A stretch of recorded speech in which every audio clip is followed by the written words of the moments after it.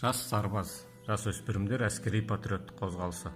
Қазақстан Республикасындағы жергілікті мемлекеттік басқару және өзін-өзі басқару туралы 2001 жылғы 23 қаңтардағы Қазақстан Республикасы заңының 31-37 бабына сәйкес 2019 жылғы 9 қаңтардағы Алматы облысы әкімінің өкімі және Алакөл ауданы әкімінің 2019 жылғы 25 қаңтар күніндегі өкімін орындау мақсатында ауданымыздың жалпы білім беретін мекемелерінде жас сарбаз сыныптары және Үшарал қазақ гимназиясы директорының 2019 жылғы 2 ақпанындағы бұйрығы негізінде жас шекарашы сарбаздар сыныбы ашылды. Үшарал қазақ гимназиясында ашылған алғашқы жас шекарашы сарбаз сыныбының шәкірттері саптық дайындық, атыс тәсілдері, тактикалық іс-қимылдар, медициналық көмек, әскери жарғы талаптарын үйренуде. Білімдерін тереңдету мақсатында ағылшын, математика пәндері қосымша оқытылуда. Болашақта арнайы үйірмелер ұйымдастырылатын болады.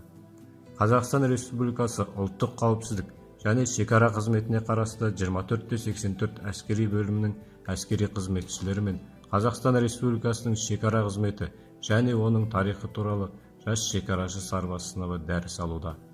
Жас шекарашы сарбаздар сыныбын ашудағы Үшарал қазақ гимназиясының мақсаты: жас шекарашы сарбаздардың әлеуметтік, мәдени, рухани адамгершілік және физикалық дамуы үшін жағдай жасау бойынша мемлекеттік жастар саясатын іске асыру, Қазақстанның тарихы мен әскери патриоттық мұрасын зерттеу, өлкетануды дамыту, жас шекарашы сарбаздардың дене шынықтыру мен спортқа белсенді түрде тарту, әскери қолданбалы спорт түрлерін танымал ету, жас шекарашы сарбаздардың әскери техникалық білім және техникалық шығармашылыққа баулу, жас шекарашы сарбаз сыныбының материалдық техникалық базасын дамыту, жас шекарашы сарбаздар арасында білім беру, спорттық, мәдени және басқа да іс-шараларды ұйымдастыру болып табылады.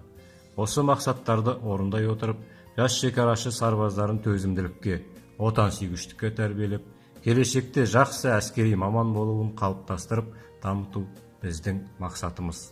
Назарларыңызға рахмет.